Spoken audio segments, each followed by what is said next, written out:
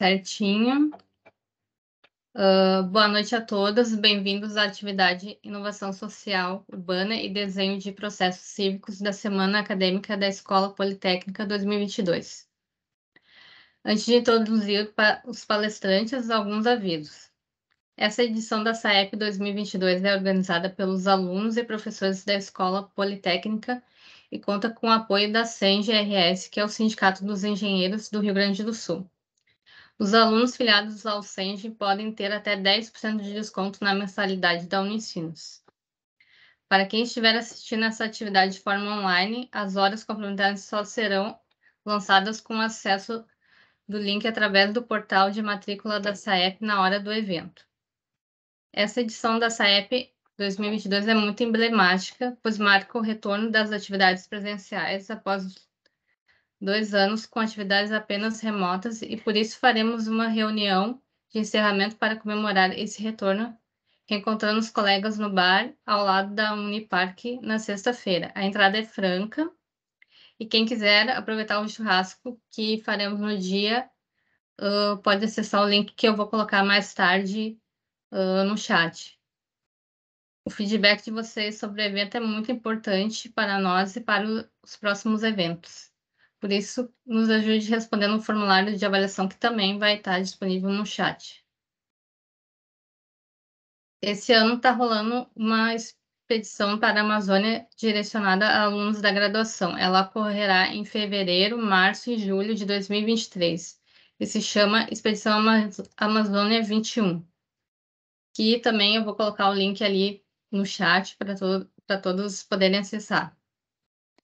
Dito isto, gostaria de agradecer ao Leonardo, que é ativista social, urbanista, arquiteto, designer de processos cívicos e placemaker, cofundador do coletivo Translab Urb, do Instituto de Pesquisa em Inovação Social Translab, da Rede Brasileira de Urbanismo Coletivo e Placemaking Brasil, membro das redes Placemaking X, Janes Walk e Civic Wise. E a Isadora Scopel Simon, que é arquiteta urbanista, atuando como arquiteta autônoma e integrante da equipe do coletivo Translab Urb, praticando o ativismo urbano por meio de atividades e intervenções urbanas em projetos de integração regional e inovação social urbana. Tem experiência na área de bioarquitetura e se propõe a pesquisas e práticas no campo do urbanismo ecológico, urbanismo feminista e ecofeminismo. E ao Translab, que é o coletivo autônomo que desenvolve projetos de experimentação e prática em inovação social urbana em 3 eixos: cocriação e participação, pedagogia urbana e ativação urbana. Um grupo heterogêneo e transdisciplinar dedicado aos processos de urbanismo baseados em tecnologias sociais, recursos tecnológicos e na conexão entre arte e ativismo. Usa abordagens de desenho e processos cívicos, urbanismo tático, urbanismo hacker, placemaking, sociologia, psicologia, cartografias e mapeamento. Passo a palavra, então, para o Leonardo e para a Isadora. Bom, boa noite a todas, todos. Em nome do coletivo Translab Urb, primeiro dizer que a gente está trifeliz, porque faz parte do DNA do Translab Urb, está sempre atendendo aos convites que nos fazem para disseminar as boas práticas, né, de outros urbanismos possíveis.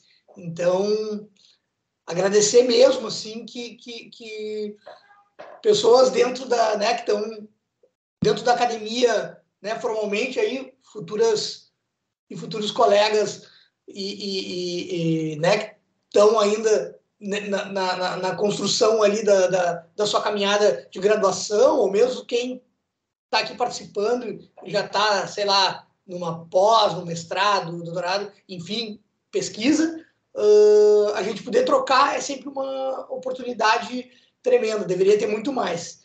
Bom, e Isa, quer fazer uma saudação aí pro pessoal antes de eu iniciar? Não, só dar um oi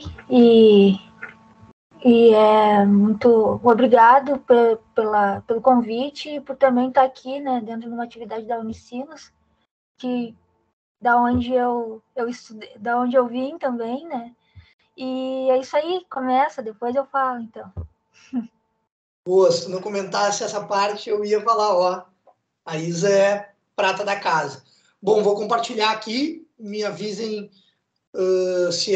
se entrou tudo certo.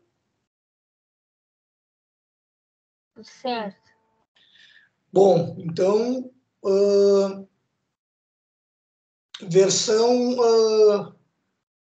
né, vamos tentar ser rápidas aí nessa parte mais expositiva, porque se a gente puder trocar, é mais uma camada de ganho para esse nosso encontro. Bom, Translab Urb, aí como a colega Cássia fez ali, leu um pedaço da nossa biografia. Bom, nós somos um coletivo de urbanistas de diferentes áreas.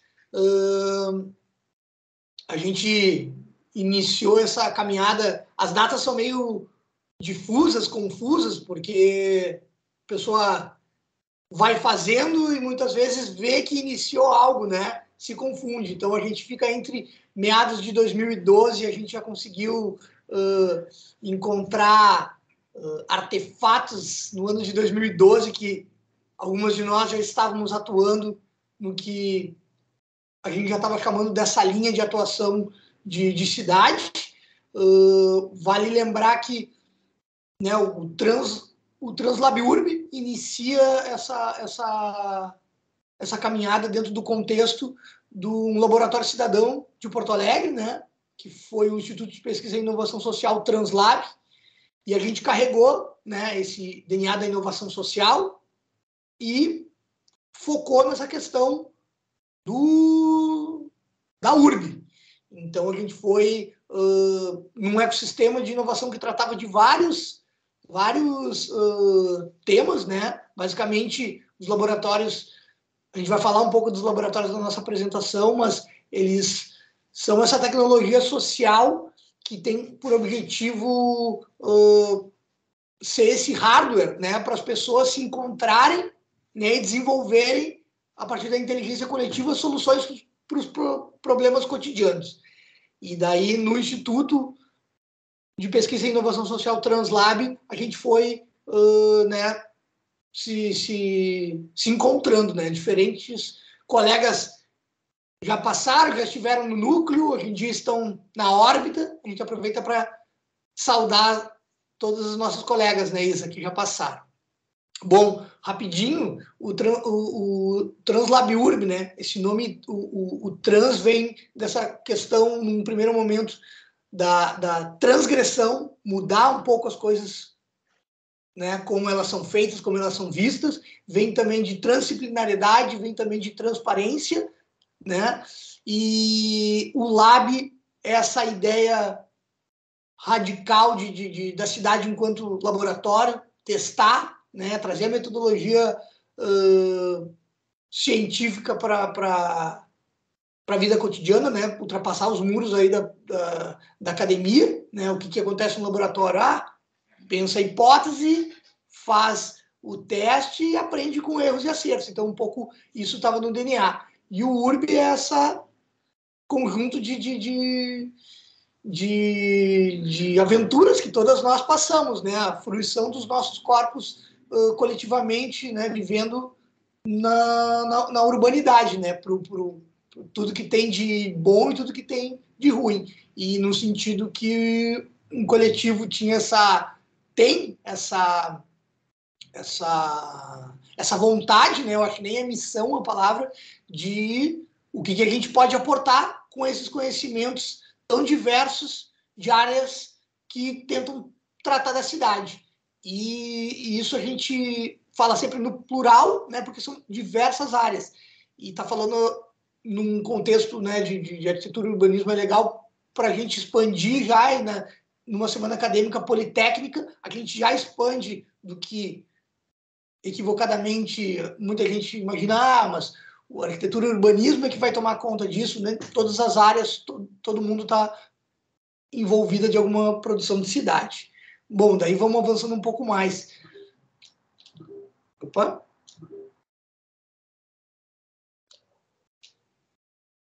Basicamente, a gente distribui nosso trabalho em 3 grandes eixos. Cocriação e participação, são os projetos mais longos, mais complexos e com maior envolvimento, por assim dizer. Daí tem o segundo eixo, né, a segunda perna aí do tripé, que é a pedagogia urbana, que são esses processos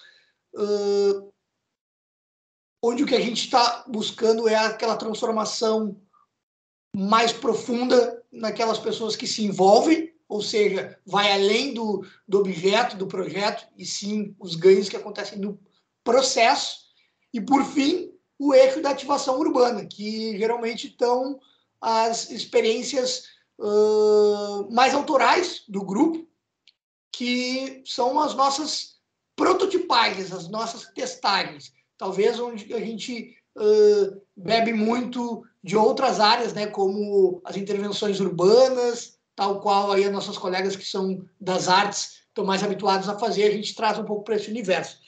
Esses são os eixos. Isa, qualquer coisa me interrompe aí enquanto que eu vou falando essa parte aí que a gente sempre gosta de compartilhar qual é a nosso contexto das várias filosofias e princípios que a gente bota num caldeirão para depois tentar colocar em prática em projetos de diferentes escalas. Bom, basicamente a gente vem debatendo, né, que a organização, principalmente em centros urbanos, vem dessa trajetória da humanidade da centralização de poder, centralização de recursos, centralização da tomada de decisão.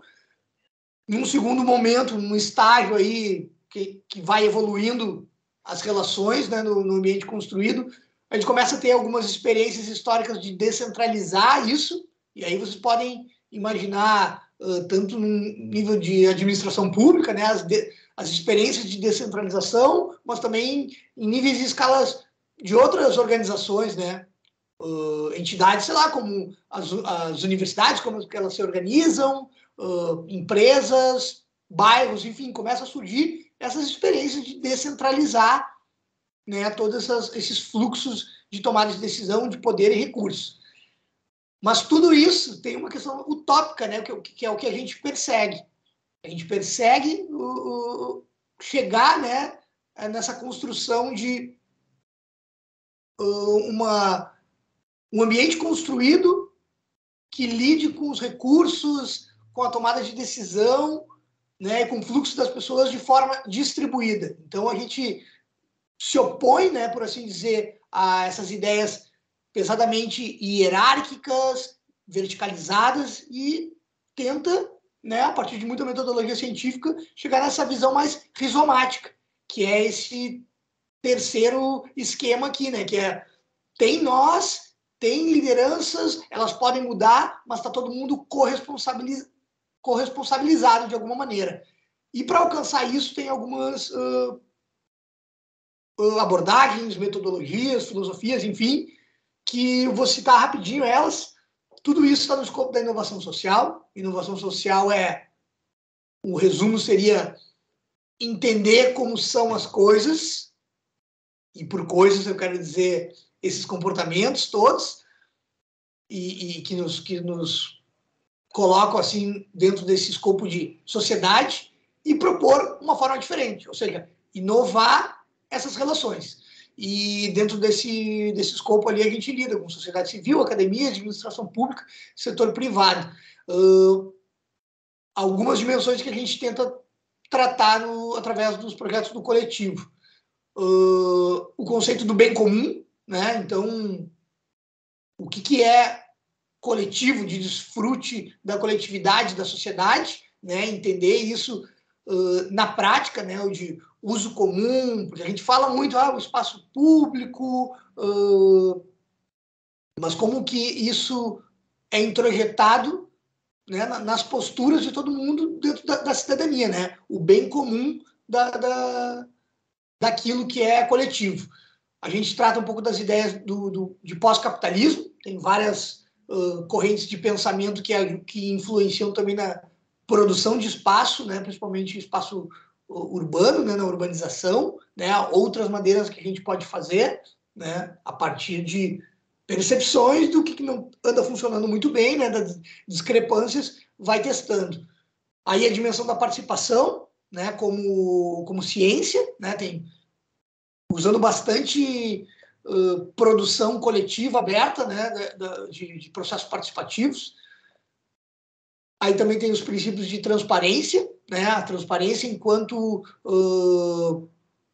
maneira, os instrumentos que permitem que todas as pessoas acessem as informações, né, como que isso é de fato colocado para que todo mundo possa entender as tomadas de decisões. Tem as ideias da plurinacionalidade, que nunca esteve tão forte, né? A gente vem sendo testemunhas de uma série de movimentações em diferentes partes do planeta, né? Por exemplo, os Mapuche no Chile, os diferentes povos indígenas que estão dentro dessa ideia de nação brasileira. Enfim, a gente tenta trazer isso para o debate. Os feminismos diversos, né? Que é todo um universo que tem um impacto nas relações e também como a gente produz espaço.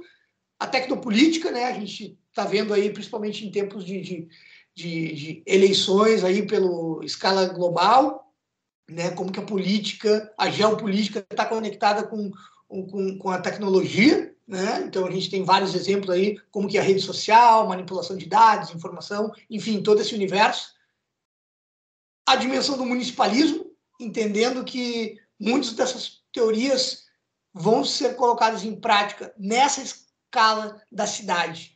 E indo além disso, como que isso aparece na nossa vida cotidiana dentro da escala menor ainda, nos bairros, né? Como que uma tomada de decisão, às vezes administrativa numa escala federal, como que isso pode impactar, né, uma política pública, por exemplo, no cotidiano dentro de um bairro. Então, é importante trazer essa dimensão, a sustentabilidade, em tempos da gente já estar totalmente imersas na crise, já estamos no meio da crise, né, Isa? Ela não está para chegar, a gente já está atoladas nela. Então, a sustentabilidade e a relação, né, da humanidade com a dimensão de toda a natureza, e a cultura aberta, que é algo muito importante para a nossa produção de conhecimento, né? Tudo que a gente está produzindo e testando, a gente trabalha para que o conhecimento não seja algo proprietário, e sim algo de acesso livre e universal. Bom, Isa, não sei se quer comentar isso aí um pouquinho. Então, seguindo aí a linha dos vários conceitos aí que o Brau colocou, né? Essa imagem aí a gente chama de Alice Kindle, que é digamos, uma ferramenta que a gente utiliza bastante, mas ela vai além disso, é uma posição também de como a gente se coloca como cidadãs, dentro e como profissionais, né, na nossa atuação.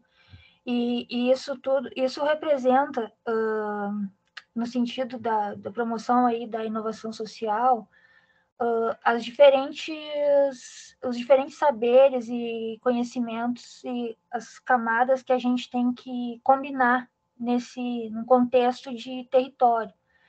E que são setores da sociedade, daí conecta a sociedade civil, a administração pública, a academia e setor privado.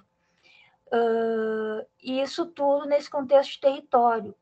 E aqui a gente está falando da natureza, que a gente tem uma posição, uma postura, né, incorporada na questão da nossa relação como a natureza dentro das cidades, como a gente se reaproxima, como a gente reconhece ela como sujeito de direitos e não assim como uma visão só utilitarista e urbanocêntrica ou antropocêntrica, que como o ser humano numa posição acima dela. Então, a gente incorporando esse contexto território, nosso habitat, é onde se gera a inovação. E aí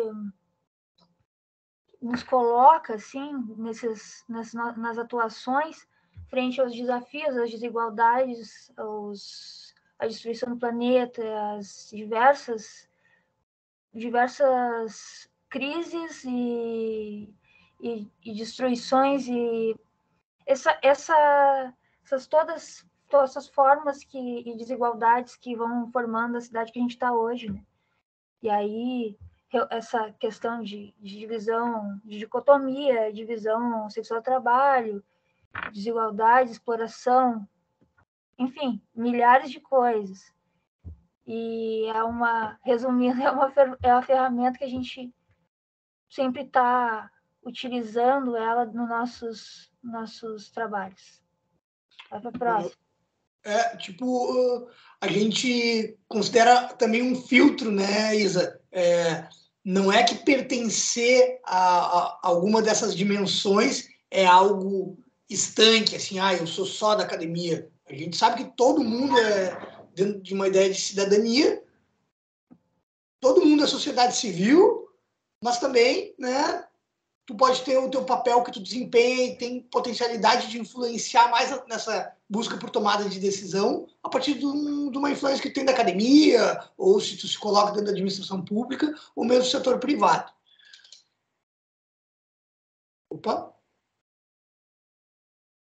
Aqui também, rapidinho, uma ideia de uma outra filosofia também que a gente trabalha bastante.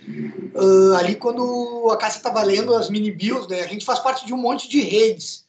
Então, essas redes em escala regional, né, a gente tem redes na escala continental e global. E esse conceito do glocal é muito isso, da gente de fato perceber o que está sendo produzido e que é de código aberto em escala global e como que a gente traduz isso na nossa atuação local. Então é muito mais do que fazer um copy-paste, né, de uma ideia, de uma solução que é dada, por exemplo, em alguma região do norte global, aí econômico, e trazer e aplicar nas cidades da América do Sul. Não, é um pouco mais profundo, quais os processos que estão no meio dessa tradução, como que entra o tempero local, né? Entendendo que o conhecimento é aberto, né? Mas tem esse processo de colaborar, alterar, que também está ligado, né, Isa, esse outro movimento global do Creative Commons, né, dos comuns, que é esse movimento que se opõe radicalmente à ideia da propriedade intelectual, né? Então, essa rede global que se opõe a tudo que a gente enxerga como os direitos autorais, né, o copyright. Então, tem todo esse movimento do copyleft, que defende que o acesso ao conhecimento livre e restrito possibilitaria inovações surpreendentes em termos de humanidade. Um exemplo que a gente tem dado desde que começou, por exemplo, essa pandemia, é o que todas nós fomos testemunhas, que é essa coisa que é afrontosa, né, para a sociedade, que a gente vê o debate na esfera econômica de empresas que se colocam como donas de uma solução das vacinas, por exemplo. Dentro de uma lógica filosófica do conhecimento aberto, essas patentes, por exemplo, poderiam estar liberadas e a produção e a resposta dos governos poderia ter sido muito outra. Mas, enfim, tem uma série de outros exemplos de como o conhecimento aberto é chave para a inovação social. Eu ia só dizer que também vem ao encontro, né, nesse amplo entendimento de Creative Commons do copyleft, software livre, que vem tudo isso é do software livre, também, né, essa do copyleft, esse símbolo vem de lá, né, muito com a questão de uma gestão aberta, um desejo de cidade de gestão aberta, né, onde se tem acesso à informação, onde a cidade que libera o código, né? Assim como muito com analogia ao software livre, que não sei se vocês têm alguma experiência, mas as pessoas podem melhorar aquilo, assim como o Bruno acabou de colocar, né? Onde no sentido da cidade, onde é desenvolvido o protagonismo das cidadãs e cidadãos nas transformações da cidade. Pode ir. Muito bom. Tinha né, me esquecido das nossas colegas ali do software livre, né? Vale sempre lembrar, né, o Rio Grande do Sul muito à frente dessa questão, né? Tem a FISLI, né? Só por caráter curiosidade, né? A Feira Internacional do Software Livre, que eu acho que tem já 2 décadas, né? Dessa produção e o debate entre a difusão da ideia do software livre em contraponto à ideia do software proprietário e também do hardware. Tentando passar aqui, deu uma travadinha. Bom, pegando tudo isso né, do que a gente falou, dessas filosofias, posturas, metodologias, ferramentas, abordagens, a gente sempre costuma, no Translab Urb, iniciar um processo com a pergunta. Né? Chega num local, bom, que conexões já existem aqui? E como a gente pode, a partir da inteligência coletiva, que é algo que nos move, como que a gente pode, a partir de qualquer desafio, buscar a solução no nível local, buscar a possibilidade de intercâmbio e trocas de erros e acertos no nível regional e global. Então, como eu comentei no começo, assim, posturas filosóficas se confundem muito com a técnica, com as ferramentas que a gente bota para projetos de intervenção no espaço público. Que só para, né, fechar, assim, a gente está falando quais são a base, né, conceitual que está por trás da atuação de nós enquanto coletivo de urbanistas. Né? Então a gente pega tudo isso, respira e questiona. Bom, como que a gente chega, enquanto profissionais, respeitando as pré-existências, né? Tipo, mudando um pouco, principalmente para as colegas aí que são de arquitetura e urbanismo, mudando um pouco esse paradigma do profissional que chega com a resposta, que define, que salva através do traço. Esse paradigma já foi. Isso aí é no máximo a década de 70, década de 80. A inovação está nisso também. Mudar um pouco essa ideia do profissional que vai solucionar e trazer esse papel e essa maneira de se colocar do profissional que vai, quando muito, mediar um processo de busca, de construção de solução coletiva. Então, se fosse ser como aqueles sites que tem assim missão, seria isso, né? Se colocar enquanto mediadores de processos para identificar os problemas e construir a solução a partir da inteligência coletiva. E sempre respeitando as pré-existências e tendo essa vontade de potencializar a partir de intercâmbio regional e global. Bom, e aí a gente chega, né, digamos assim, no perfil de trabalho ou no campo de atuação, que são os processos participativos e colaborativos, né?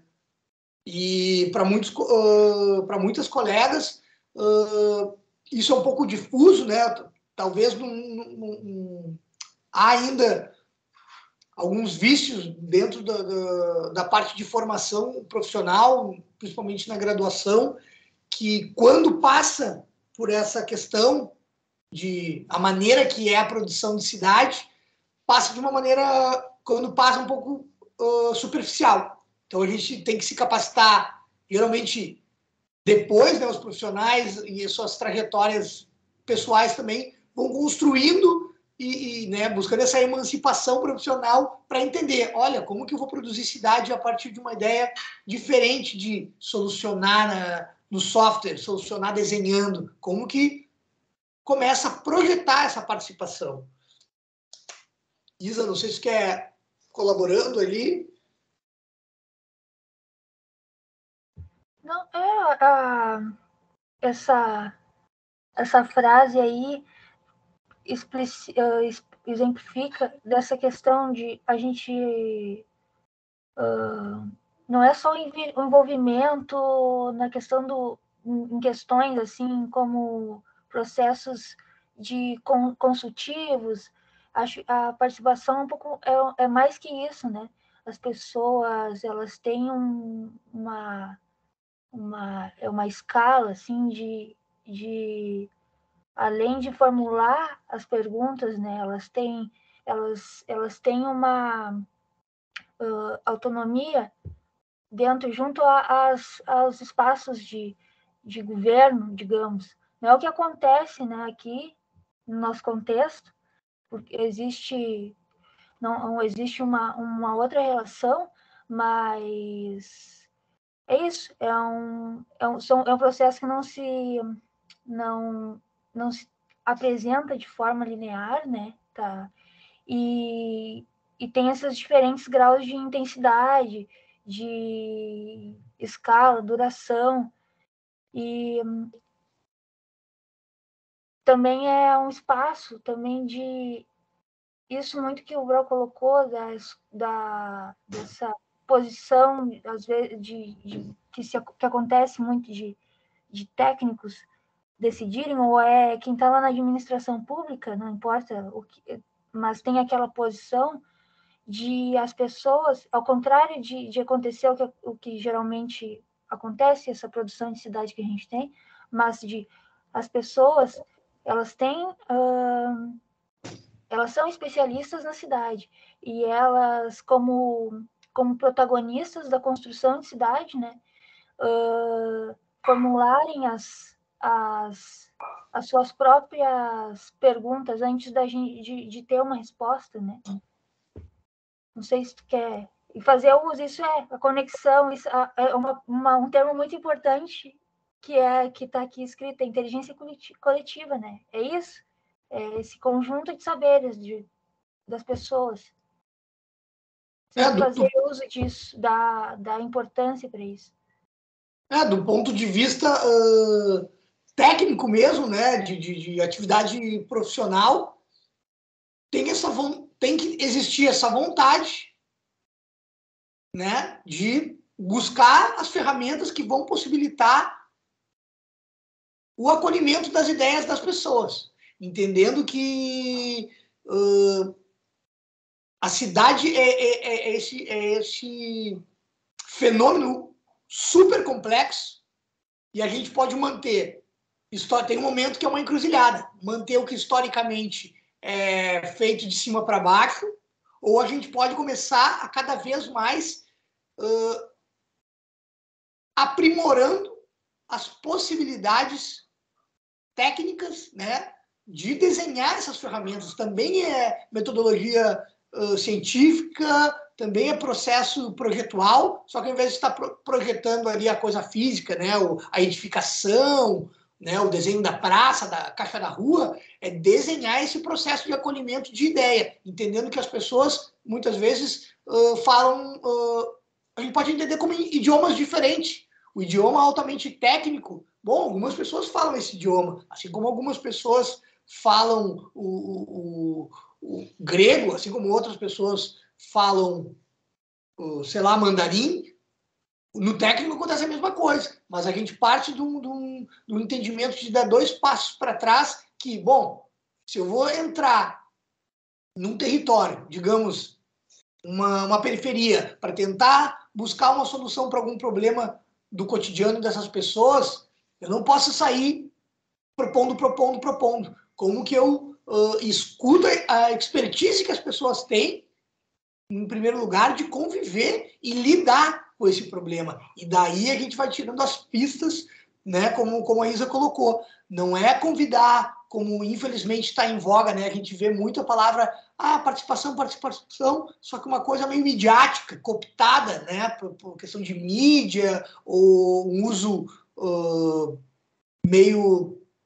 Enfim, eu acho um uso midiático, algumas vezes eleitoreiro, enfim, que a tomada de decisão dos rumos da cidade se apropria do termo, faz isso de maneira, né, os processos participativos de maneira muito superficial. Quantas de nós aqui, de fato, já participamos de algum momento de tomada de decisão ou momentos supostamente abertos dos governos das cidades da onde a gente está, da onde a gente veio, da onde a gente está falando agora. É a minoria das pessoas e muitas vezes são processos que tu não tem a palavra, tu vai responder quando muito, tu vai dar uma opinião sim ou não, né? É mais consultivo.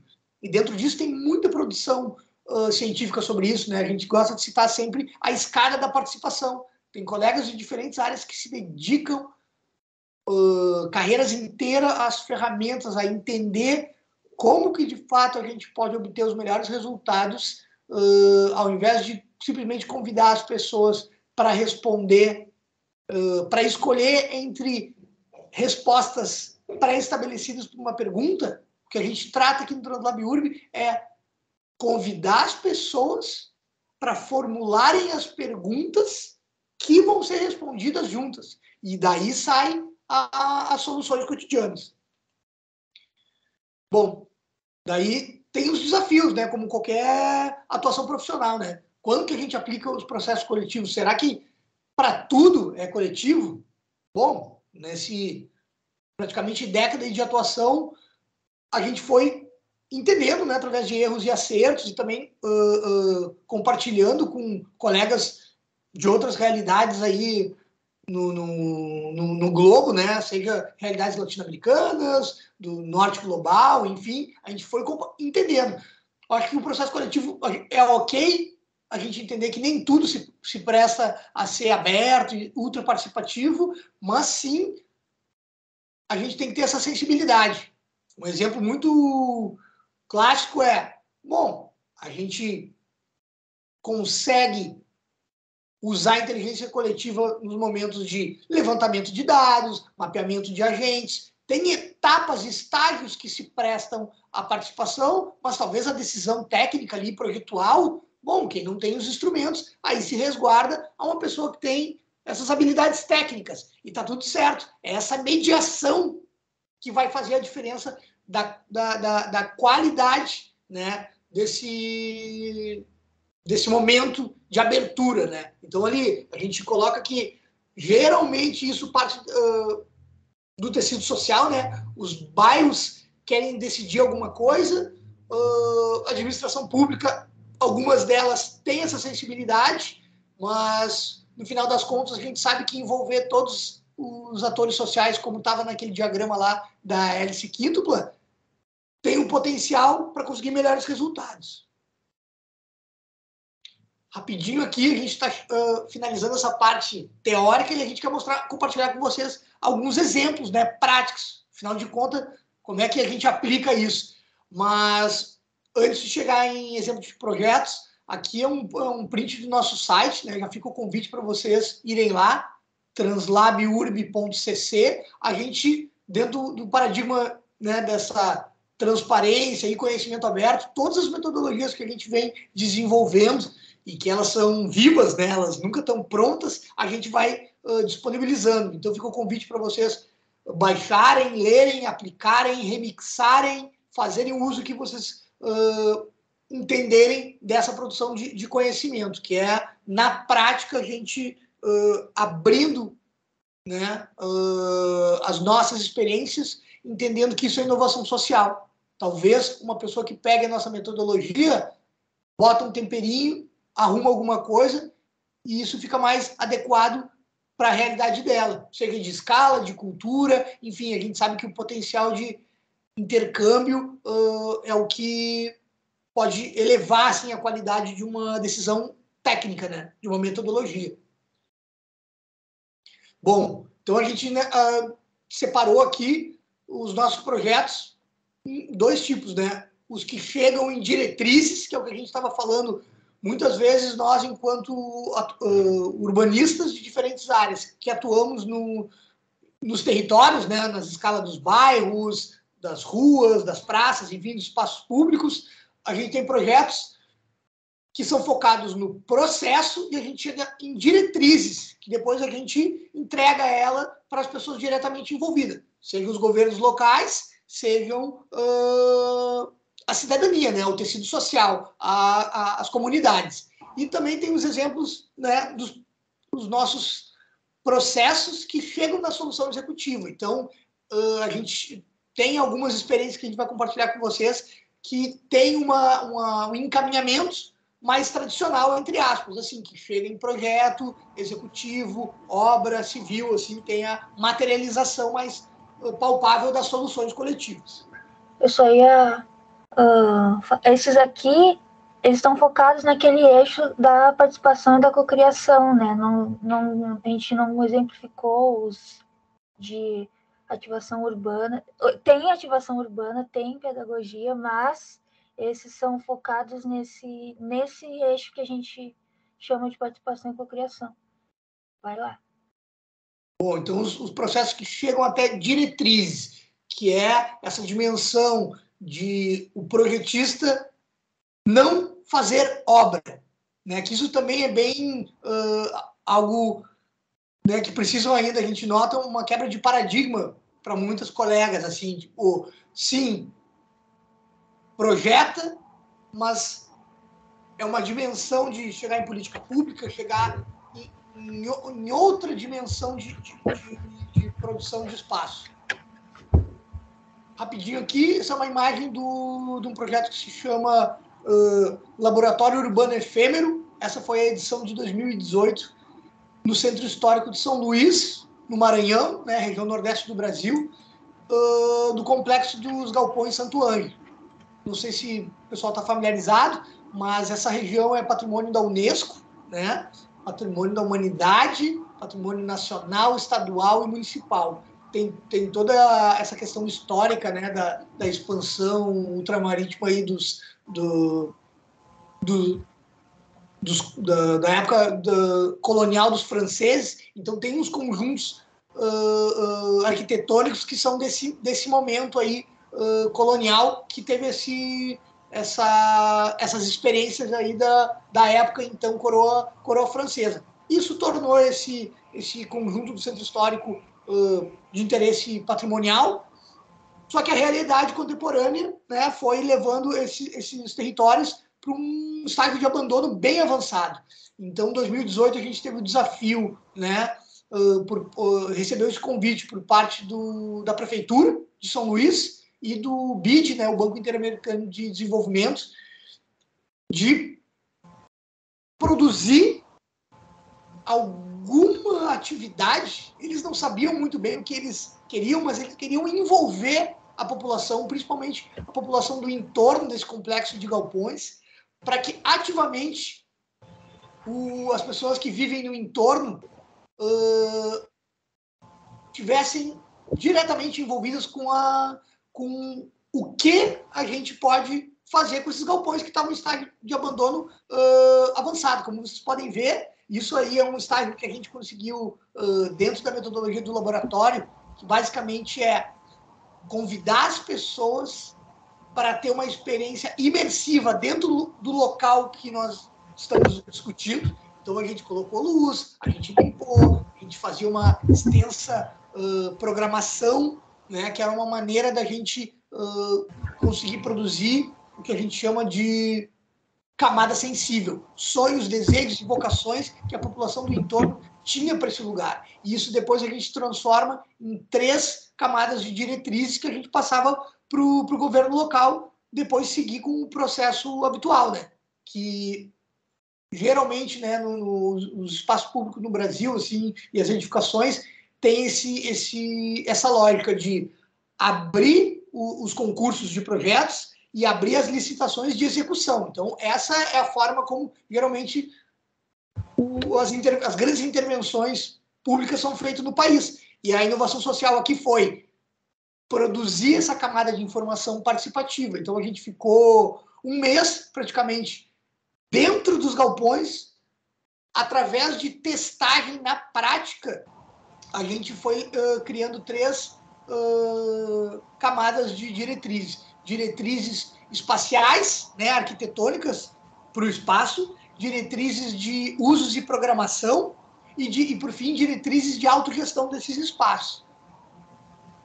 Aqui uma imagem, né, dos resultados. Imagina um mês de ocupação, no mínimo 12 horas por dia. Era muito intensa a programação desse laboratório urbano efêmero, todos os dias com ativação e intercâmbio, né, de tecnologias sociais. Aqui é o resultado de uma oficina que tinha dentro do laboratório, que é a oficina de urbanismo tático. Basicamente, identificando um problema na vizinhança direta, um problema com essa rodovia aí e a dificuldade de travessia quando o pessoal descia essa ladeira que está ali no fundo.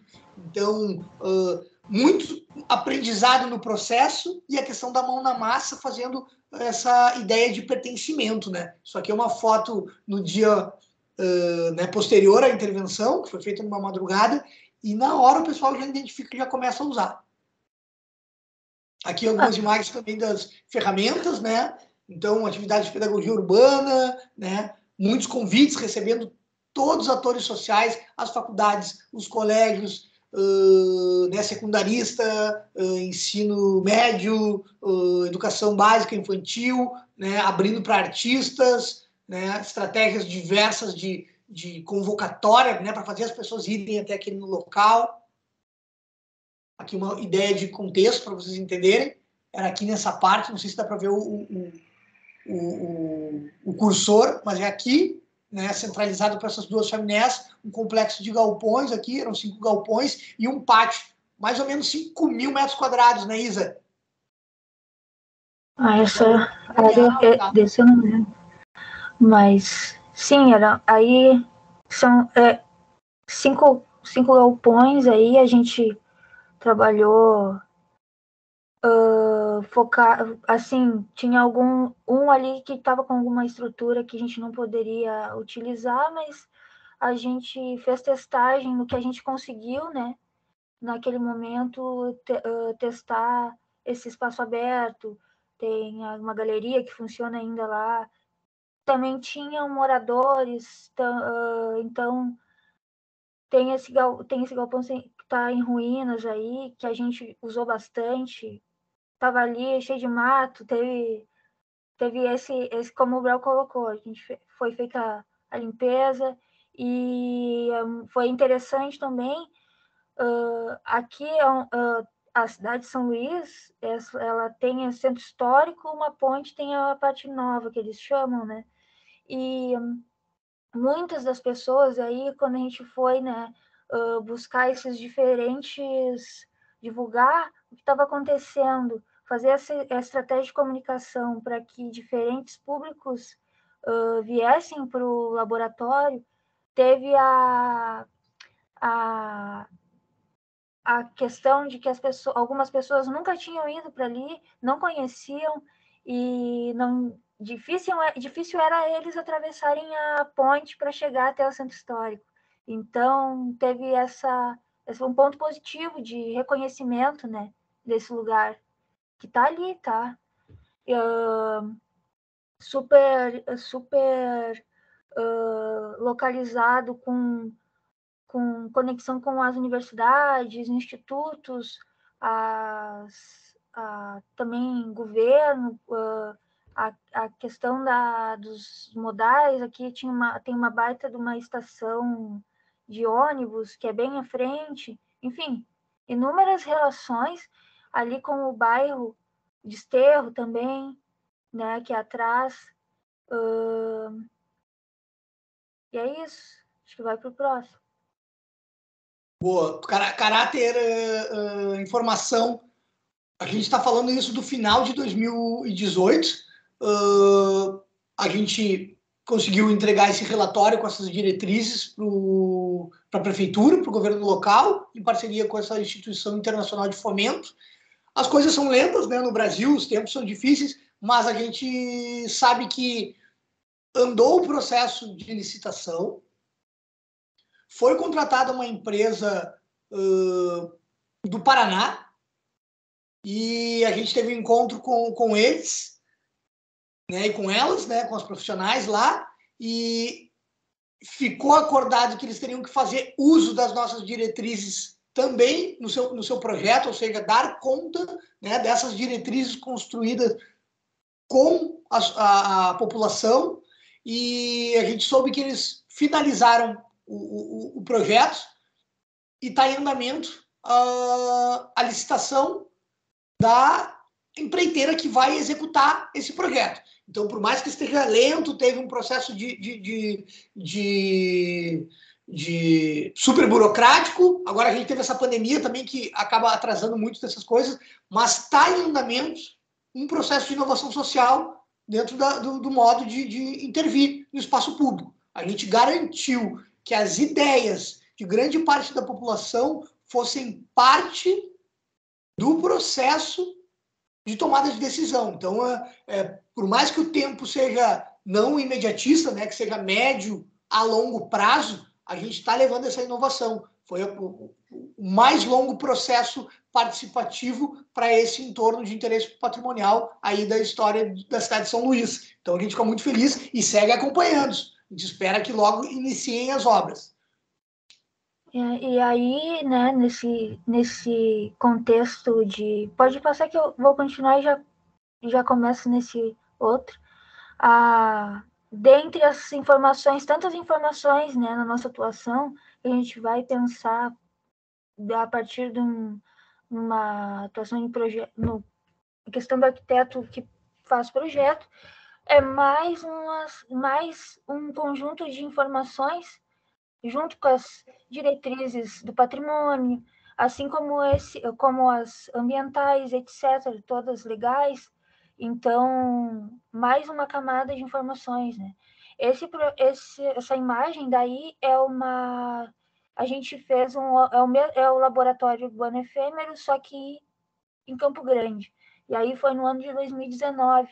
É uma antiga estação ferroviária, onde também tem a estrutura, é uma área muito bem preservada, assim, porque ela também tem a rotunda, que é uma estrutura assim que se fazia a manutenção dos trens. Então, essa área gigantesca tem 94 mil metros quadrados, assim, e então, da mesma forma, a gente teve um processo um pouco mais longo, justamente por causa do tamanho do lugar, né, para fazer essas testagens. No início, essa metodologia do laboratório urbano efêmero, assim como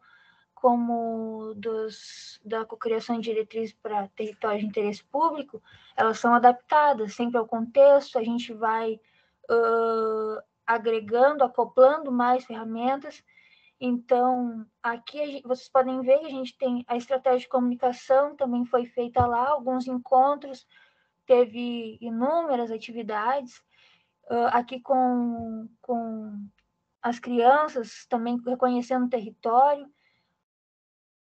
Aqui também tinha outra imagem ali, que era uma atividade com um convidado, conhecido das nossas redes de laboratórios. E essa que tem o desenho no piso, daí era um projeto que a gente estava fazendo o laboratório urbano efêmero nesse lugar, que é o complexo de Santo Ângelo, né? Santo Ângelo, o complexo. E aí também tinha uma intervenção, um processo sendo feito paralelo no mercado municipal Antônio Valente, e que era também de testagem e qualificação desse espaço público ao redor desse mercado. pode ir adiante. Bom, assim como o Laboratório Urbano FM de São Luís, esse na capital do Mato Grosso do Sul tinha esse tremendo desafio, né? Também era um conjunto, né, de edificações aí chamada Esplanada Ferroviária, né? Da antiga rede noroeste do Brasil, que foi desativada em 94, se não me falha a memória, mas é um complexo assim intimamente ligado com a história do próprio Brasil indo em direção ao oeste, né? As nossas fronteiras ali com Paraguai, Bolívia, então dessa malha ferroviária. E também foi muito curioso a gente conseguir, em 35 dias de ocupação ininterrupta desses espaços, descobrir que muitas pessoas viviam a vida inteira na capital, né, no Campo Grande, e nunca tinham entrado nesses 94 mil metros quadrados, né, de conjuntos de pátios e galpões, de edificações, a vida inteira as pessoas, isso que está localizado na região central da cidade.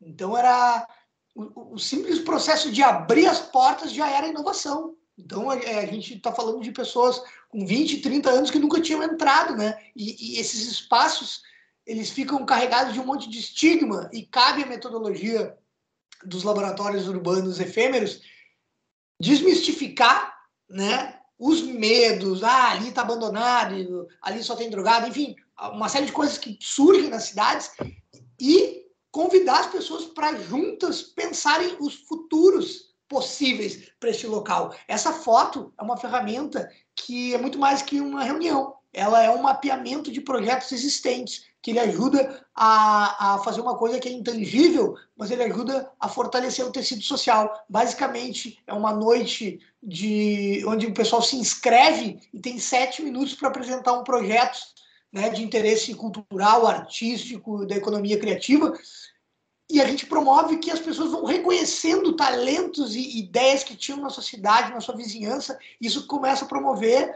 essa cola social, né? As pessoas começam a reconhecer o potencial que já está ali. E, de novo, nós de fora, né, gaúchos, indo lá para o Mato Grosso do Sul, a gente tinha que fazer o oposto da tradição da profissão, que diz que tem que ser arquiteto star. Não, a gente tentava ficar o mais coadjuvante possível, né, enquanto função de mediadores desse processo. Então é aí que a gente ficava oculto e fazia promover esses encontros tão potentes. Aqui uma breve imagem de como é o resultado desses diretrizes que a gente entrega para os governos locais. A gente espacializa a informação de diferentes ferramentas nos diferentes locais desse terreno, né? Quando vocês podem olhar aqui em questão de escala, 94 mil metros quadrados é território gigantesco, né? E a gente, enfim, mapeou diferentes categorias de informações, umas de ordem mais técnica, física,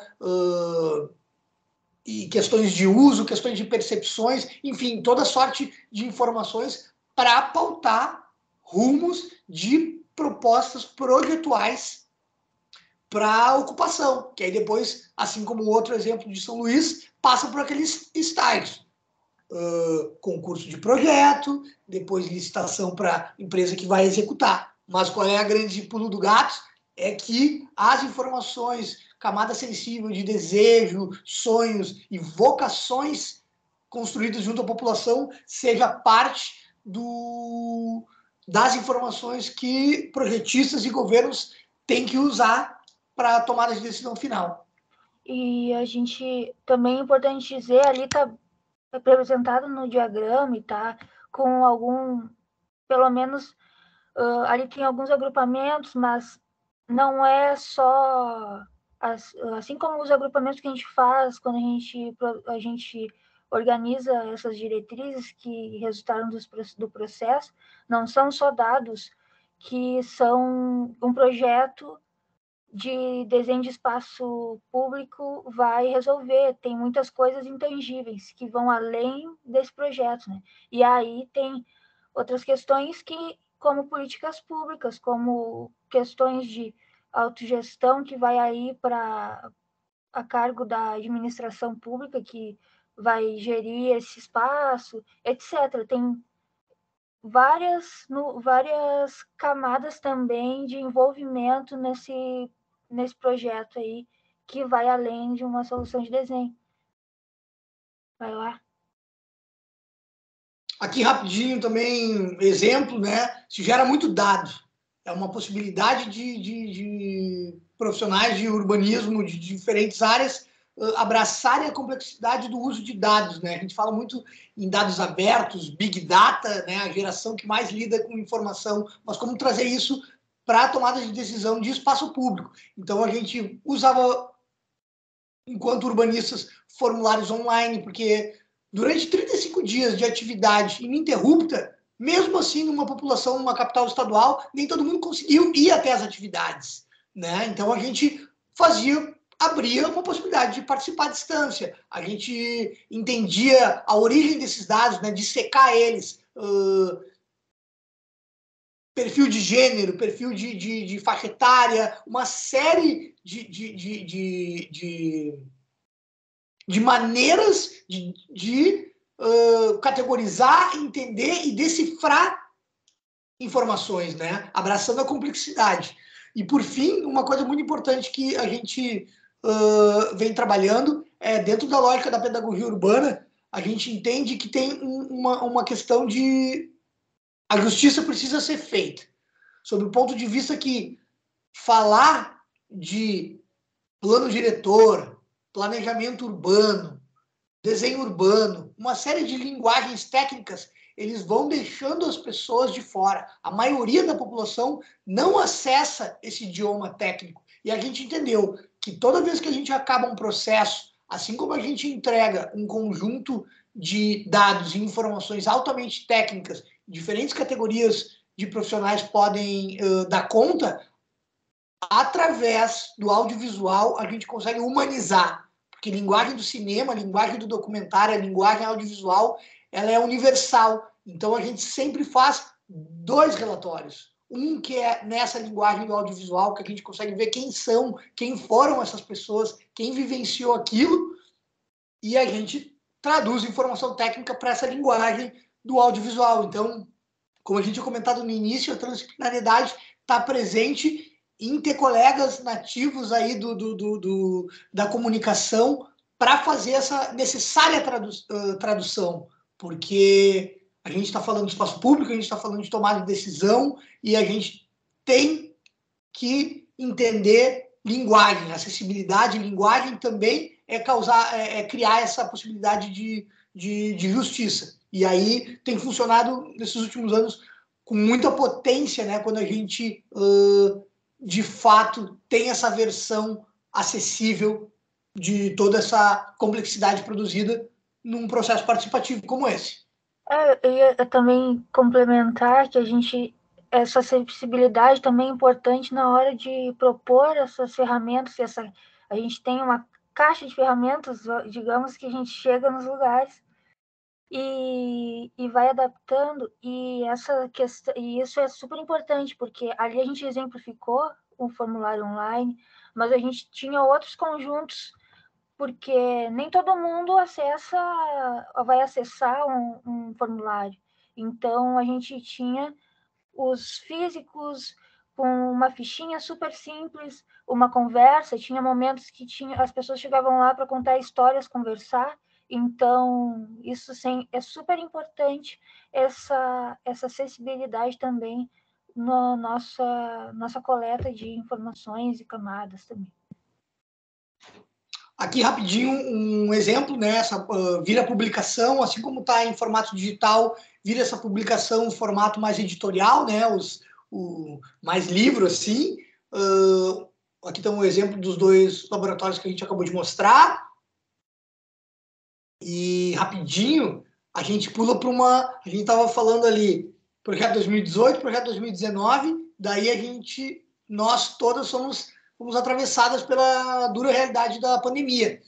E aí a gente teve o desafio, né, através de uma provocação aí, de uma inquietação junto ao Instituto dos Arquitetos do Brasil, Departamento do Rio Grande do Sul, de fazer a versão de um laboratório, só que dentro desse novo paradigma, né, que a gente estava lá em 2020. Nenhuma vacina, a urgência da questão de lidar com algumas urgências que a pandemia trouxe, né? Os impactos econômicos já estavam começando, principalmente afetando a população que mais gravemente já iniciou sofrer quando começa aquela etapa do confinamento.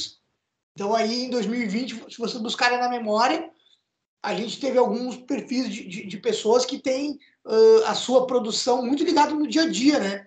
Os famosos bicos, gente que está sempre produzindo o que vai comer, o recurso que tem naquele dia. Então, a gente, junto com o Instituto dos Arquitetos do Brasil, o Departamento do Rio Grande do Sul, a gente criou o Conecta Lab, que, assim como os exemplos anteriores, é um laboratório, né, de ideias coletivas para alguma solução. Ele teve escala nacional, a gente conseguiu aproximar 50 pessoas de diferentes bagagens, né, lideranças comunitárias, estudantes, técnicos de governo, artistas, ativistas, diferentes perfis, né, pessoas de movimentos sociais de base. Então, algo bem amplo, diferentes faixas etárias, né, a questão etnia, gênero. A gente tentou fazer com que essas 50 pessoas fossem uma representatividade para estar num laboratório tratando da questão que a gente identificou, que era a urgência do acesso à água. Basicamente, estou passando bem rápido aqui, a gente identificou 4 cenários que são corriqueiros nas cidades brasileiras, de norte a sul.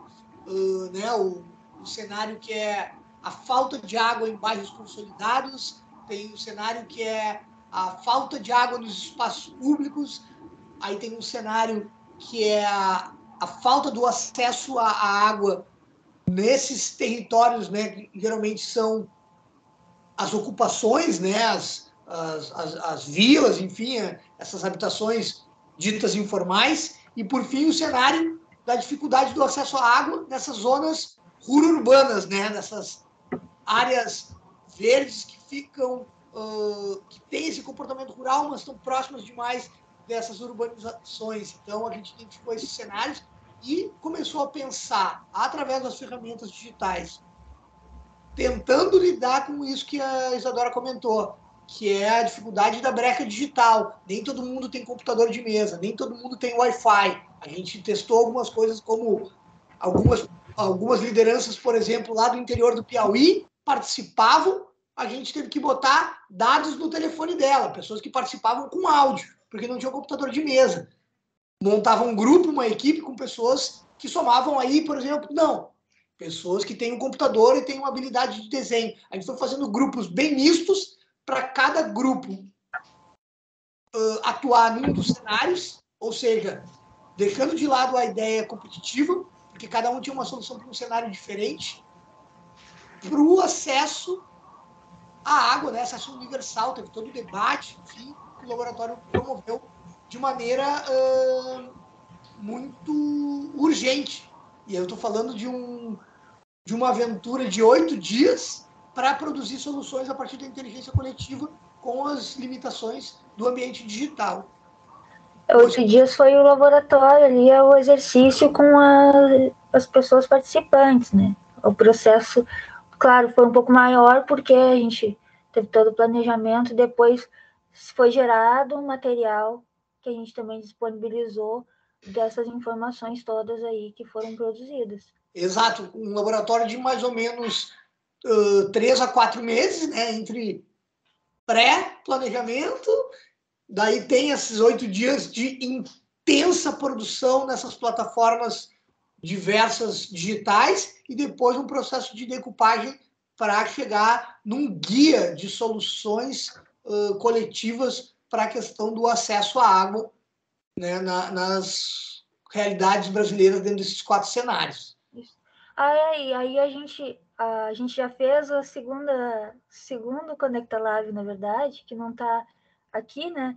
Mas verdade. Vocês podem ver no nosso site, que daí já era ainda no contexto da pandemia, mas a gente já fez presencial em 3 comunidades aqui de Porto Alegre, com lideranças dos bairros, só associações com mulheres, e a gente utilizou esse material que foi produzido, adaptado e também ajudando, facilitando o processo, usando um pouco desse material, mas também as pessoas da comunidade também como co-criadoras das suas próprias soluções, mas muito mais de fortalecimento, né, dessa associação.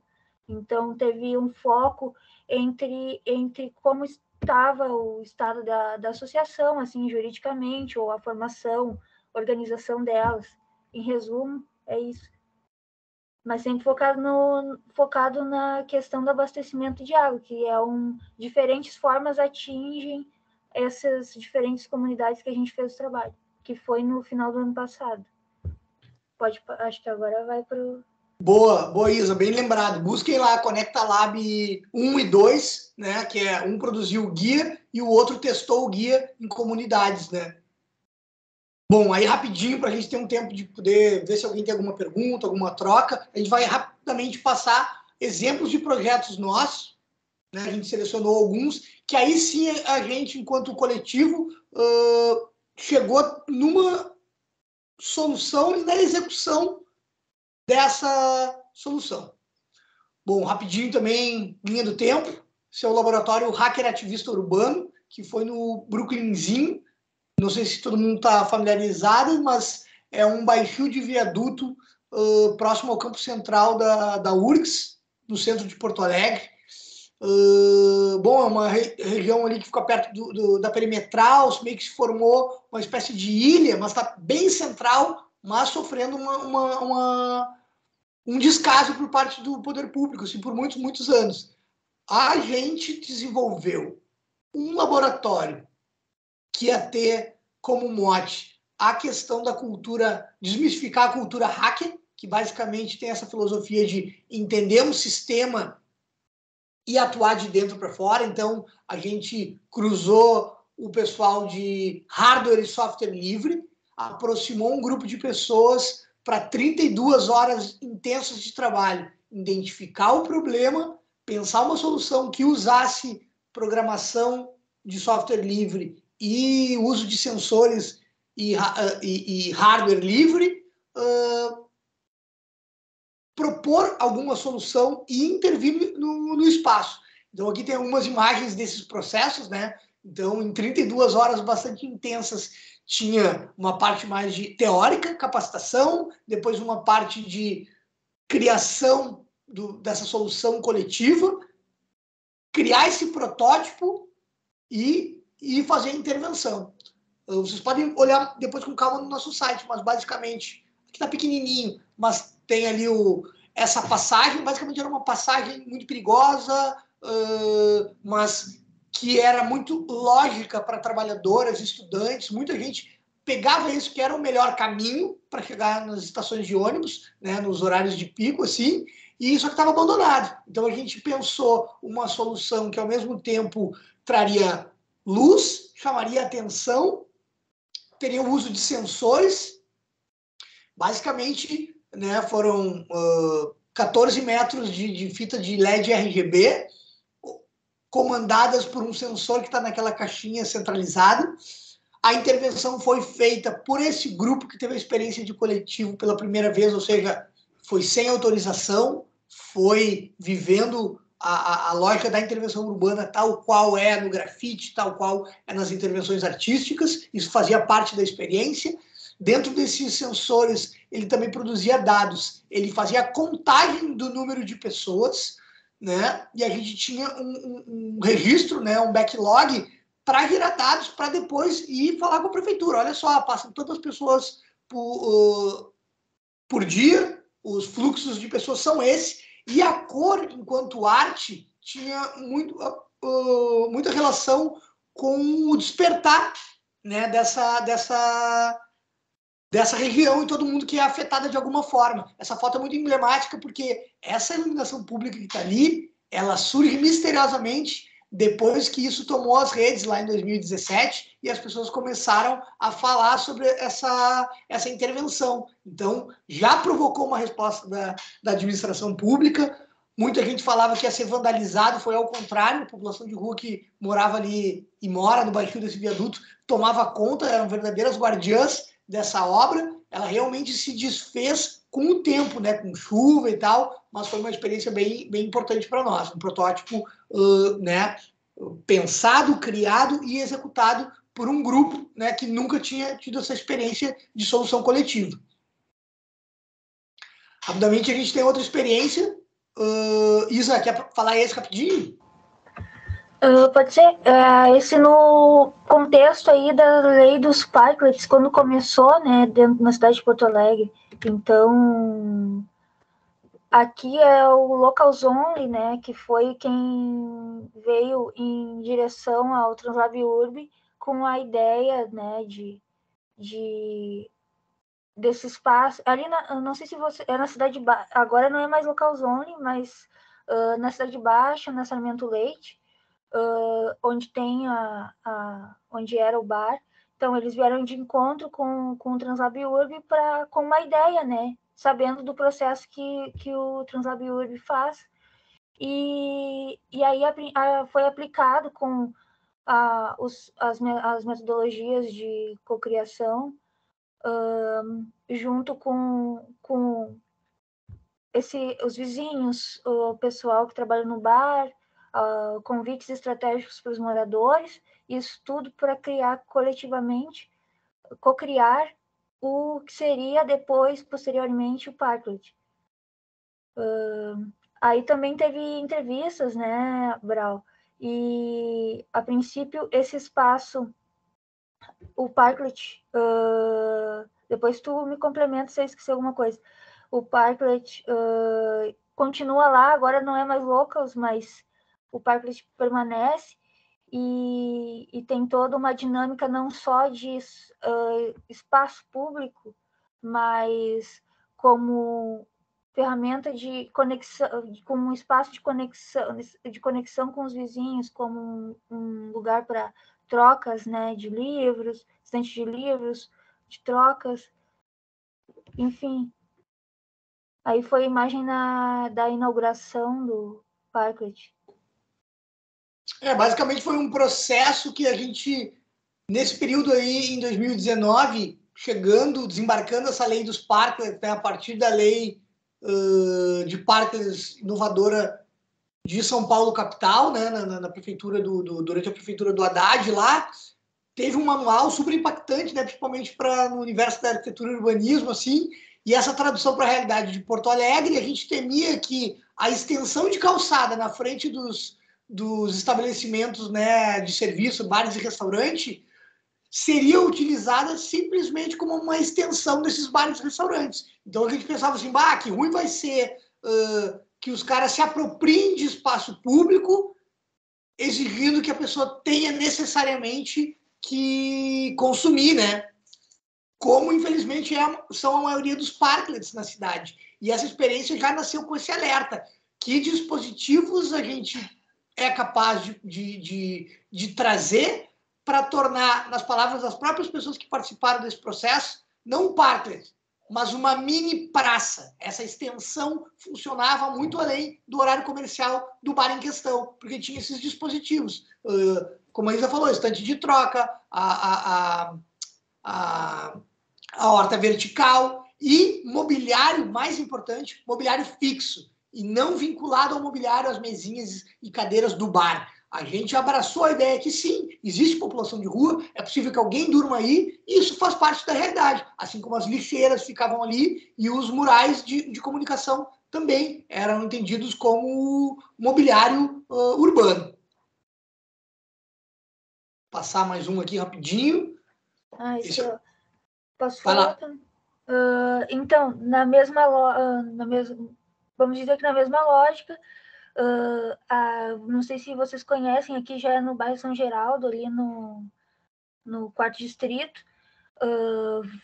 o pessoal do Agulha veio procurar a gente aí primeiro com uma ideia de que já sabendo, né, daquele trabalho do parque, a gente veio em busca da gente para ver a possibilidade nesse trecho de rua na frente do Baragulho. Aí, claro, ali é uma rua que tem uma outra característica, então aquela ideia germinou outra que foi, então, algo que seja em todo esse trecho da rua sem saída até a esquina. Então, foi feito usando de todas, como a gente sempre vai utilizando nessas diferentes ferramentas. A gente foi feita entrevista, foi feita tanto nos bares, quanto os bares que também eram do pessoal do Agulha, a Linha, os outros bares, e também com os vizinhos foi conversado, foi feito coleta com os vizinhos, e daí teve os momentos de cocriação, tanto ali junto com os vizinhos, convites do pessoal do bar, alguns convites direcionados, mas também quando a pessoa, antes da gente chegar nesse momento, a gente fazia coletas no próprio bar, só que junto com o pessoal que trabalhava, fazia uma cocriação ali no próprio, no momento que estava ali, foi beber, foi no show e aí se entregava uma ficha com algumas perguntas e tinha um momento de cocriação. E aí, nesse todo esse processo, gerou as diretrizes, e das diretrizes a gente passou também para um desenho de espaço público. E aí se tem é uma rua que durante o dia ela tem bastante movimento de caminhões, ela tem toda uma vizinhança ativa ali. Não, tem uma casa só nesse trecho, mas tem muita gente da redondeza que anda por ali, como uma rua sem saída, o pessoal, a gurizada vai jogar taco, vai jogar bola, e aí, fazendo essa combinação aí, né, de saberes também das vocações do espaço e desses diferentes momentos que acontecem na rua, né, essa vida diurna e noturna, a gente identificou esses 4 espaços aí que vocês estão vendo, que a gente trabalhou, a gente trabalhou só nas calçadas e lá no final da rua, porque também tem uma, não sei se apareceu na anterior, tem um pessoal com carretas, então tem muito movimento de carreta ali por causa de uma empresa, então isso tem que conciliar, né? Não dá para esquecer e que a gente tem essa relação. Então, a gente foi um projeto aí que também usou também na mesma linguagem do espaço, para que não surgisse uma coisa que fosse totalmente agora me fugiu a palavra, mas extraterrestre. Exatamente, extraterrestre resume do que ali. Então a gente também propôs utilizar um material que já estava no local, né? E aumentando essas áreas de permeabilidade, também um pouco mais, ter mais áreas com vegetação, e é sempre espaços de sentar, tem bastante espaço de sentar, e aí tem uma lógica de estudos, a maioria deles serem multiuso, então, ao mesmo tempo, como tem os motoristas, que tem muita empresa ali, né, na região, os motoristas vão ali, estacionam, vão tirar um cochilo, vão ali, dormem, tem um banco ali. Esse banco floreira, além de floreira, ele também tem um que é churrasqueira, então o pessoal vai lá, pode fazer churrasco, pode dormir, descansar, né, depois do almoço. E também teve a mesa justamente combinada aí para esse momento do churras, e esse mobiliário de concreto, tem esse banquinho que é um cubinho, tanto para sentar, para pôr o guarda-sol quando estiver no verão, quanto para colocar a bicicleta. Então, e aí, claro, aí no final tem essa pintura, vocês viram, agora já, se vocês forem lá, já está mais fraquinha, mas ela liga todos esses espaços e também liga ao último espaço lá de destaque com silos, e onde tem umas árvores de porte grande lá, esse espaço de encontro aí no final da rua. Bom, esse acho que a gente... esse foi um exemplo bem importante, assim, porque parte do setor privado e parece mais tradicional, né? Chegar em nível de detalhamento, mais a atividade mais, por assim dizer, mais convencional da atividade, né? Os detalhamentos, identificação e cuidar dessa execução. Isso está lá ainda, né? Quem já foi lá no Baragulho pode prestar atenção um pouco mais, tanto de dia como na noite, né? E aí, agora, para finalizar bem rapidinho, uma experiência de 2020 também. A gente retornou para Campo Grande de forma virtual para fazer parte de um processo muito específico de como a inteligência coletiva poderia ajudar a salvar uma importante rua comercial, né, basicamente de bares e restaurantes e casas de shows, que estava severamente impactada pela pandemia, né? Então, que ferramentas a gente poderia usar? A prefeitura nos provocou, né? E a gente propôs algumas dessas ferramentas com potencial, né, mais amplo, assim, de ter a participação junto com a equipe local.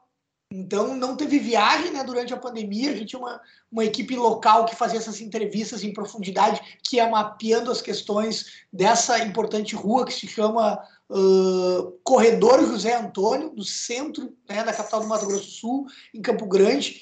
E aí a gente pensou algumas estratégias. Aqui na imagem tem ali as convocatórias indo com as teleentregas dos restaurantes que estavam lutando para sobreviver, porque se vocês imaginarem que afetou muito a cadeia produtiva da cultura, né? Os bares ficaram muito afetados, e essa rua era um corredor cultural da cidade. Então a ideia era que soluções urbanas, de urbanismo tático, poderiam ajudar. Então, depois dessas ferramentas todas que a gente já mostrou nos outros projetos, a gente conseguiu chegar em diretrizes projetuais que o grupo local, com o auxílio direto de diferentes secretarias da prefeitura, conseguiu chegar em intervenções do chamado urbanismo tático, né, que basicamente são soluções de prototipagem, né, de baixo custo e alto impacto. Testou-se a solução de ampliação da calçada, aumentando a área de atendimentos desses estabelecimentos, criando distanciamento conforme indicava a Organização Mundial da Saúde, e também trazendo debate para essa cidade da questão do parklet, que ainda não tinha, que é ocupar a tradicional vaga de carro com a extensão do uso para pessoas. Aí teve mais soluções que dialogavam com a questão dos transeuntes também, que é a diminuição do tempo de travessia, né, a interferência no raio de curva para diminuir a velocidade, ou seja, um projeto mais complexo do que aparentemente a intervenção de pintura aparece, para também impactar nessa questão de acidentes ou quase acidentes que tinham nessa região. A gente foi testando soluções que depois entraram, né, nas diretrizes de soluções permanentes. Atualmente está acontecendo a obra civil, né, por parte da prefeitura, de ampliação de trechos da calçada, ampliação de calçadas. Então aqui a gente tem algumas imagens desses protótipos, né, que basicamente teve etapa de contagem, depois de feito, né, validação, o que funcionou, o que não funcionou, quais pontos se prestam e quais não se prestam, que tipo de solução segue, qual solução a gente não foi bem sucedido, né, dentro da lógica de cidade enquanto laboratório.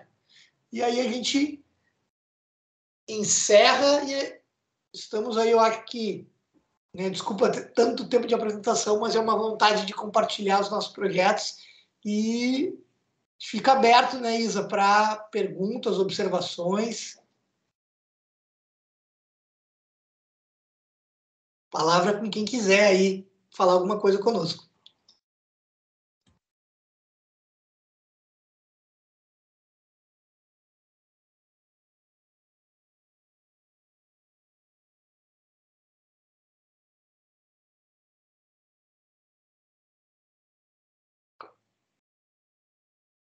Pode digitar no chat se não quiser abrir o microfone.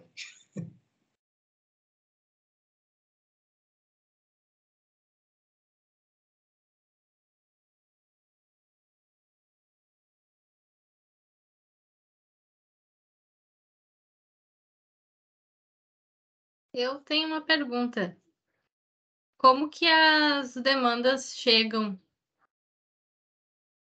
Ou assim, a pessoa vê alguma coisa assim na rua, assim, e daí fala com vocês, assim, vai juntando as experiências, assim, também? Muito boa pergunta. Nesses últimos anos, chega das mais de diversas maneiras.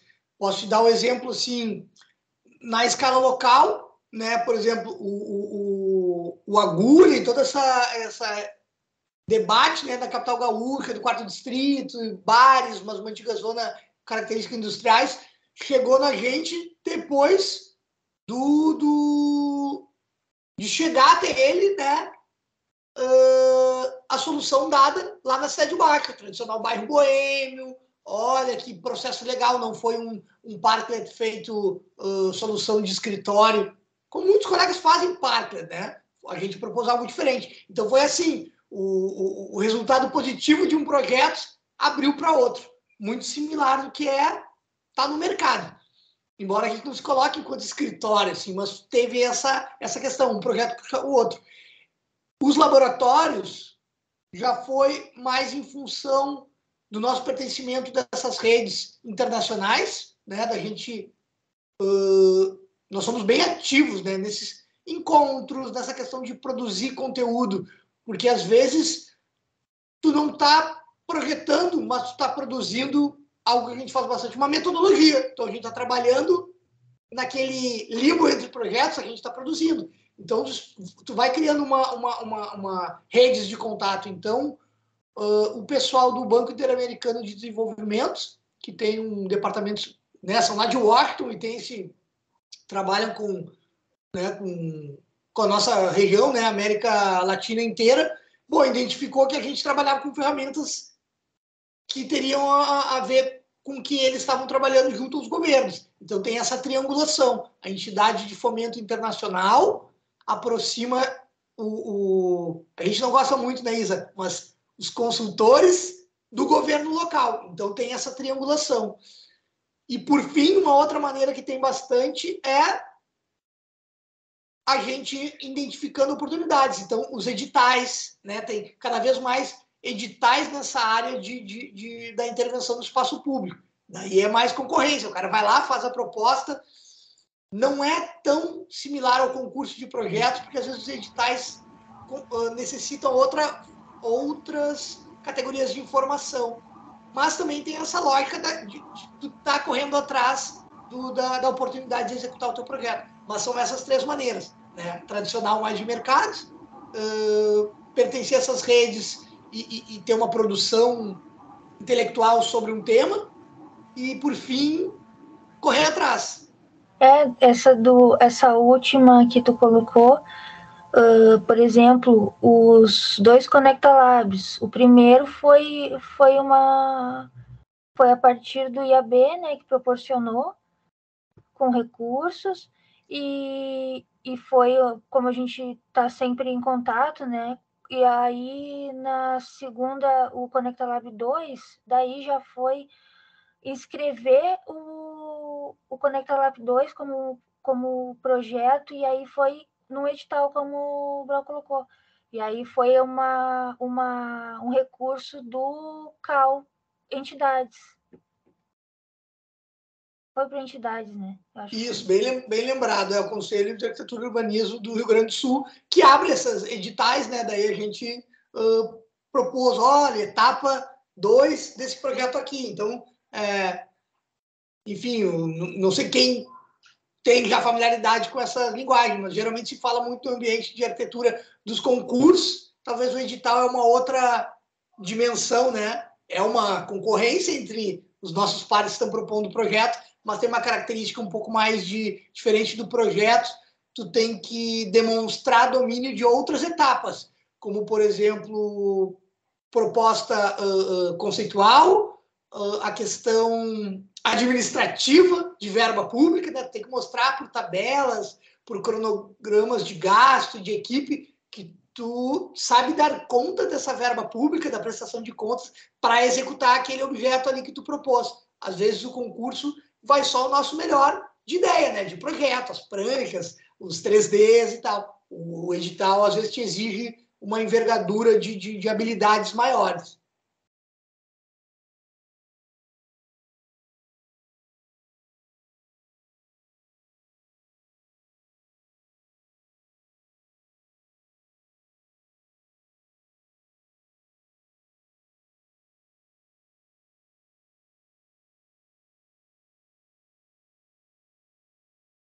Não se acanhe.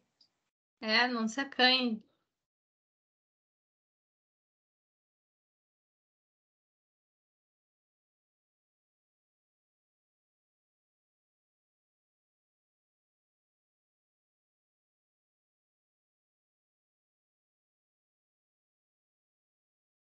Vou aproveitar, então, para reforçar o convite.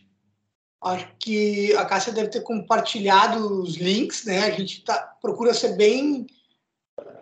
Nós somos bem ativas, né, Isa, nas redes, né, para compartilhar essa nossa produção, porque tem um desafio a mais nessa nossa proposta de atuação profissional, que é, ao mesmo tempo que a gente está atuando, tem que estar prospectando projetos, mas tem que estar até mesmo dentro dessa visão de categoria profissional, defendendo que isso é uma possibilidade de atuação. Então, dentro de uma visão mais conservadora, tem colegas que ainda não entendem, assim, se tu não projeta edificação, não é. Só que a gente aplica a metodologia projetual tal qual para uma edificação. Tem detalhamento, tem tudo, só que é a possibilidade da gente estar projetando uma oficina. É projeto, tem organograma, tem detalhamento, né? Eu acho que abre possibilidade e, o mais importante, abre a segunda possibilidade, que é obrigatoriamente estar dialogando com outras áreas do conhecimento. E isso amplia muito, né? Então, para quem tiver interesse em outras maneiras de produção de cidade, né, tá pensando política pública, a gente tem muito... a gente tem só a pontinha do iceberg, né, durante a nossa formação, assim, principalmente na graduação. Fica esse convite para se aventurarem nessas outras possibilidades. Tô aqui pensando, né, Isa? Assim como está tendo que desenvolver habilidade de escrita, tem habilidades mais de design gráfico, porque parte da entrega, assim como poderia ser uma maquete, é uma diagramação de um livro. É participar de uma escrita de roteiro, porque muitas vezes a lógica de uma narrativa, quem domina é o urbanista da equipe. O outro colega que talvez seja de outra área e seja ali a pessoa do audiovisual, conta contigo. Só que, ao mesmo tempo, a gente não está preparado a estar escrevendo roteiros, por exemplo. Enfim, abre uma série de oportunidades da gente se desafiar enquanto profissionais que é bem desafiadora, né? Enfim, fica essa provocação, assim. É possível atuar para além do que é proposto, né? Arquitetura de construção civil, dar aulas, ou ser funcionário público ou pesquisadora. Tem outras formas, assim. Então, eu queria dizer rapidinho, procurem essas redes também. Tem o pessoal que está trabalhando com caminhabilidade, tem uma série de redes né, a Rede Brasileira de Urbanismo Colaborativo, enfim, tem um monte de coisa para ampliar quando está nesse momento de formação. Acho que era isso.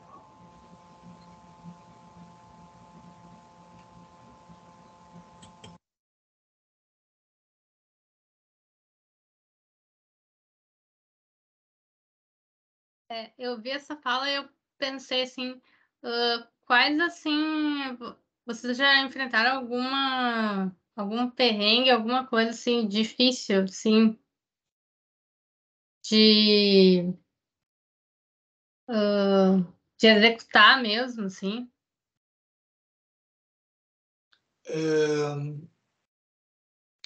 Olha, Isa, o que tu acha?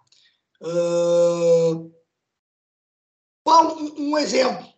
A obra no espaço público, como, por exemplo, durante a pandemia, né, a obra do Agulha, apesar do processo ter sido final de 2019, ou metade de 2019, ela começou a ser executada no primeiro momento da pandemia. Né, todo mundo morrendo de medo, porque não tinha nenhuma vacina ainda e tinha muita restrição, né? E foi super difícil, porque a gente ficou descoladas da responsabilidade da execução, né? Porque tinha pessoal da prefeitura, outro arquiteto envolvido nessa parte mais que muitas vezes tem uma visão mais tradicional dessa atuação profissional. Então, isso foi difícil por si só, né? Como materializar essa série de coisas mais sensíveis e uma pandemia em cima. Acompanhar à distância o processo de Campo Grande, lá daquela rua, foi Às vezes... super difícil também. Agora, a gente parando para pensar, né? Às vezes a gente tem que, por exemplo, nos laboratórios urbanos efêmeros que a gente fez em São Luís, Campo Grande, a gente sempre teve sorte de encontrar aí pessoas que nos auxiliaram dentro da administração pública, como funcionários de carreira que pegaram junto com a gente. E aí, às vezes a gente, nesses processos, é super importante a administração pública estar ali para potencializar aquele processo. Isso ajuda a gente conseguir essa informação, essa proposta chegar a mais pessoas, diversas pessoas, a maior diversidade possível. E às vezes não é fácil, assim, a gente encontra algumas barreiras bem fortes, assim, para conseguir essa conexão, sabe? Felizmente, a gente encontra pessoas boas, pessoas super engajadas, que acreditam no que a gente está fazendo ali naquele momento e no que a gente faz. Mas, sim, isso aí também é uma dificuldade, né? E é uma coisa super importante, que vai além de uma questão atual, de administração atual, né? É aquela dinâmica que a gente conhece da cidade, que a coisa não é apenas de 4 em 4 anos, mas vai além, é para o futuro, né? Eu tava lembrando disso. Acho que para quem tem interesse em trabalhar com o espaço público, necessariamente vai ter que não ter um treinamento próprio durante a formação para esse tipo de desafio. Lidar com essa dimensão do público é super complexo. A gente acabou descobrindo em quase todos os outros projetos, até que a gente não mostrou aqui, mas que tem uma cultura de ser administração pública que às vezes entra em choque, né? Tipo, uma secretaria não costuma se comunicar com a outra e a gente chega às vezes achando que isso é super azeitado e a gente descobre que não. A secretaria, sei lá, de mobilidade urbana não fala com a secretaria de obras e nem tem um canal de comunicação. Então a gente vai se dando conta, a gente idealiza alguma coisa. Alguém trabalha na secretaria de comunicação. Não, nunca nem falou.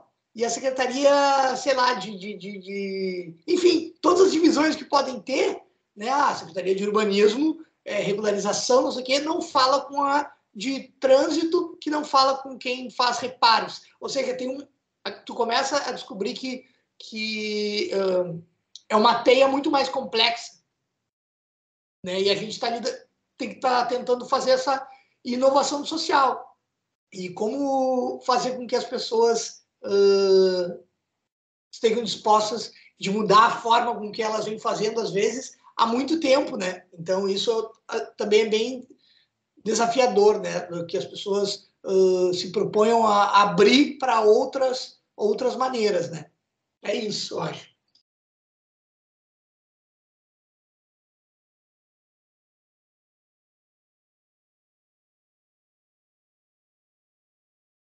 A gente não tem mais perguntas. Eu acho que eu já posso encerrar por aqui. Eu queria agradecer muito Leonardo, Isadora e todos que compareceram. Eu deixei aqui, vou colocar de novo. São os links dos canais, né, do Translab e da SAEP também. Aqueles links que eu falei lá no comecinho estão aqui. Antes eu também coloquei do Conecta Lab aqui também. Deixa eu ver se eu não coloco de novo.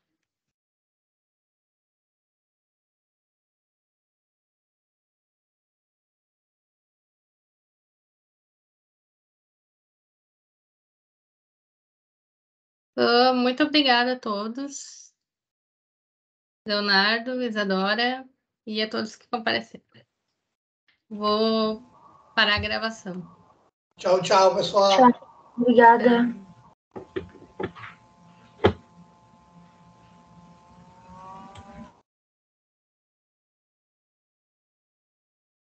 Feito?